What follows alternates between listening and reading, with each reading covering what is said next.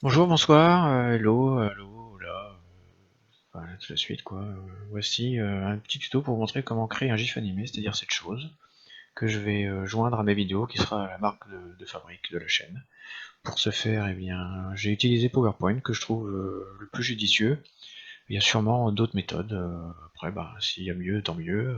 Moi, je vous fais juste part de ce que j'ai utilisé. Donc là, j'ai choisi une image qu'on appelle roue, que j'ai trouvée en libre sur le net. Le but, ça va être de rajouter du texte et de la faire tourner de 10 degrés en 10 degrés pour obtenir un effet de mouvement. Donc une fois qu'on a l'image, on va insérer du texte via WordArt. Donc là j'ai pris cette police arbitrairement pour vous montrer, sachant que le produit que je vous montre là, ce sera pas le produit fini, c'est juste, voilà, c'est comme ça.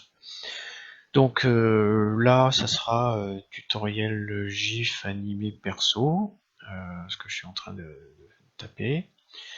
Et le but, c'est de mettre cette écriture sur le liseré blanc de la roue. Voilà, donc pour ce faire, on va aller dans pardon, effet de texte. Voilà, on va aller chercher l'outil transformer. Et là, on va sur la droite trouver ce qui nous intéresse. Et maintenant, ça va être la galère de positionner ce texte sur le cercle blanc de façon à ce que ce soit aligné et si possible que les lettres soient bien centrées par rapport au cercle. Donc je vous montre un petit peu comment on joue sur les différents réglages possibles, là, les petits carrés. Hein. Le but c'est d'avoir une symétrie dans ce qu'on fait pour que le texte soit aligné comme il faut. Donc là je suis en vitesse normale. Après je vais accélérer sinon on va y passer trop de temps et après ce sera à vous débrouiller. C'est un peu long, un peu chiant mais ça marche. Le but c'est quoi? C'est de créer une image qu'on va ensuite tourner de 10 degrés en 10 degrés pour donner donc l'effet de rotation souhaité. Donc là on va faire un tour complet fait 360 degrés, on va faire 35 images, parce que la première équivaut à 0 ou 360, donc on fait 35 images, qu'on tourne de 10 degrés à chaque fois, et ensuite par le biais d'un logiciel dont on parlera après, eh bien, on va réussir à créer une mini vidéo en GIF qu'on pourra intégrer là où on veut qu'elle aille.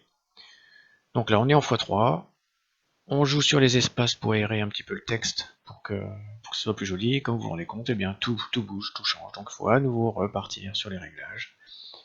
Et à la fin, ben, vous devriez réussir à trouver ce qu'il faut pour que ça marche. Encore une fois, c'est un tuto en fait, non, c'est une expérience perso, j'ai fait ça, ça marche, donc ça me va. Voilà, si vous avez mieux, bah, c'est l'occasion, pourquoi pas, de le mettre en commentaire, et puis de dire, ben, en faisant ça, c'est plus rapide, et puis voilà.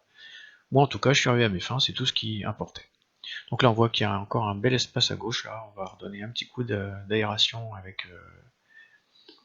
avec quelques espaces, et puis normalement, ça devrait être bon.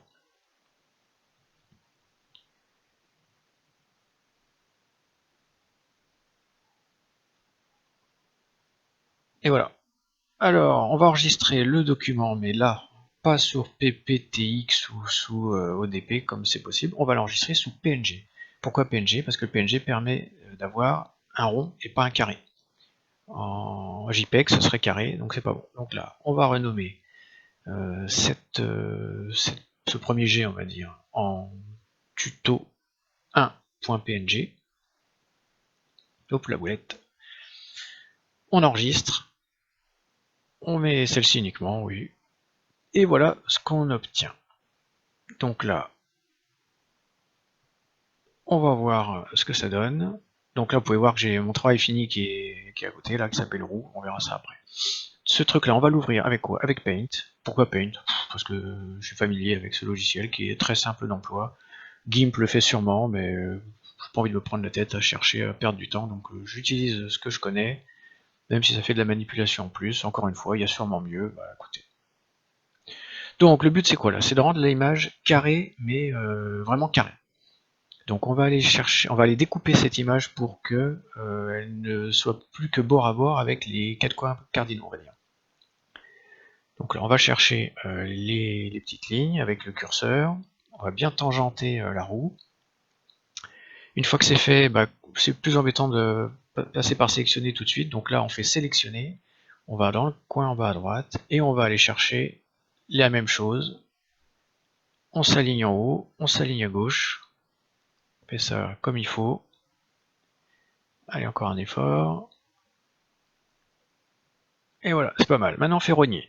Et là, toc, voilà, ça y est. On a notre image qui est toujours carrée, qui n'est pas ronde, mais on a dégrossi. Allez, on l'enregistre.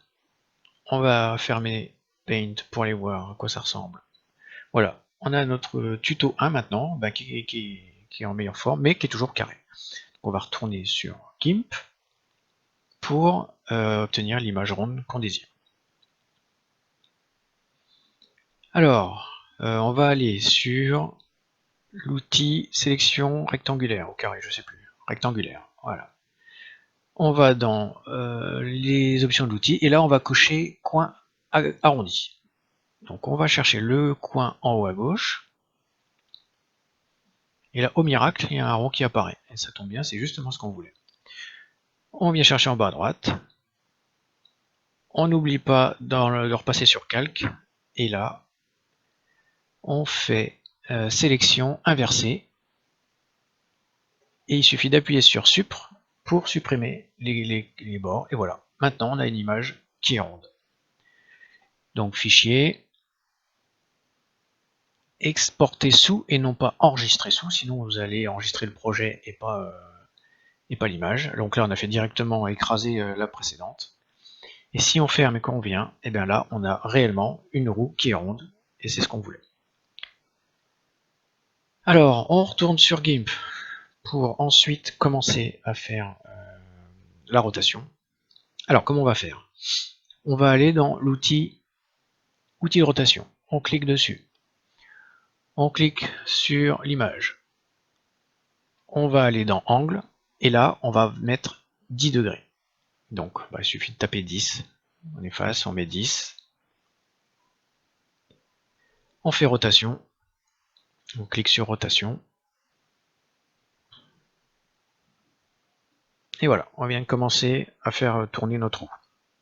Ensuite, reste plus à faire. Fichier, exporter sous, et non pas enregistrer sous, je précise, et je confirme.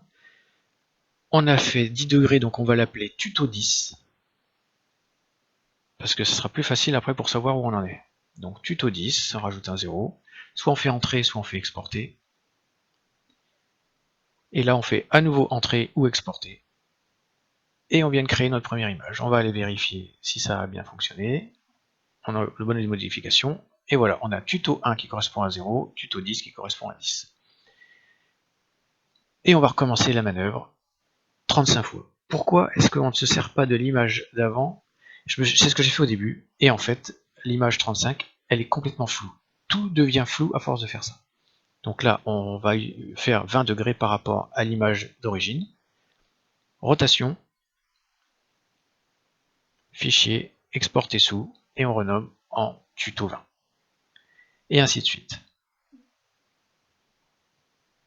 Là, pour gagner du temps, je clique sur 10, je transforme mon 1 en 2. Je fais entrer ou exporter. À nouveau entrer ou exporter. Et je sors pour vérifier que ce que j'ai fait c'est bon. On n'enregistre pas les modifications, sinon on va flouter l'image. Et voilà, tuto 1, 0, tuto 10, 10 degrés, tuto 20, 20 degrés. J'ai fait ça au préalable avec tout, le projet final. Comme vous pouvez le voir, il y a 35 images qui partent de 0 à 35, ce qui correspond à 360 degrés de rotation. Donc là, si on va voir un petit peu ce que ça donne, on ouvre tuto 1.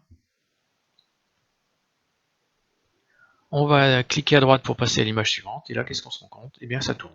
Donc c'est ce qu'on recherche, donc c'est pas mal. Si on fait la même avec roue 0, eh bien si je clique sur le petit truc à droite là, eh bien je fais tourner ma roue, et c'est l'effet désiré. Sauf que ça c'est un logiciel qui le fera, on va pas le faire à la main. Voilà, ça c'est fait. Ensuite on va passer au logiciel en lui-même. Alors ça s'appelle comment? Ça s'appelle gifmaker.org. C'est le premier que j'ai trouvé, que j'ai utilisé, ça marche, donc il y a sûrement mieux aussi. Ça c'est vous qui voyez. Donc il est assez simple, upload c'est vous envoyez les images, de vous pour sizer, donc vous changez la dimension. En 3, eh bien c'est la vitesse. Donc là, on va aller chercher les images qui nous intéressent, donc toutes les roues. Donc je fais CTRL A. Ensuite CTRL et je désélectionne celle qui ne m'intéresse pas. Donc j'enlève celle-là, et je vais enlever la roue JPG tout en haut, qui ne sert plus à rien. Hop. Voilà, et je fais ouvrir. Donc là, j'envoie tout sur le site. Donc les 35 images. Voilà. Et là, on s'aperçoit qu'on a en preview ce que ça va donner. Donc c'est lent parce que c'est à 500 millisecondes. C'est pas ce qu'on veut. On va essayer de voir un petit peu. Et visiblement 90 c'est pas mal. Là, on se rend compte que les images sont lues beaucoup plus rapidement, ce qui donne une fluidité qui me convient. Donc c'est bon, on va partir sur ce réglage-là. Et on va créer le GIF. Alors, c'est simple, là, si vous mettez 0, c'est en infini, sinon, si vous voulez simplement faire un 180, vous mettez 18 images, et puis ça sera bon. Allez, on crée l'image en cliquant ici, Create Animation. Il faut le temps que ça se fasse. Hein. Ensuite, on va la télécharger, donc Download GIF, pas comment on dit en anglais. On enregistre, on fait OK. Là, je suis sur Firefox, donc je vais là-dedans pour aller dans mon dossier téléchargement. Et j'ouvre. Et voyons voir ce que ça donne. Et ben voilà, c'est nickel. Et là, on se rend compte que la roue est excentrée. Le moyeu, en fait, ma roue est voilée, tout simplement. Bon, c'est tout, c'est la petite touche rigolote du truc. On va pas tout recommencer, ça sera bien comme ça. Donc là, si on veut jouer, on peut, hein, sur les trucs.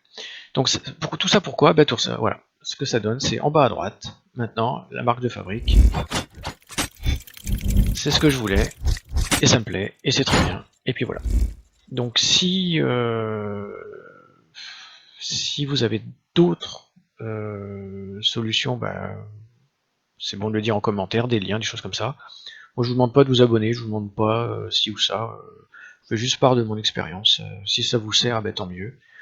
Et puis cette première vidéo est la première d'une lignée qui j'espère, le but ça sera toujours d'aider les gens à faire des choses, comme moi je peux pas rester devant une télé ou devant un téléphone portable. Il faut que je fasse plein de choses et je vais vous faire part de mon expérience. Voilà, et bien sur ce, bonne journée et au plaisir.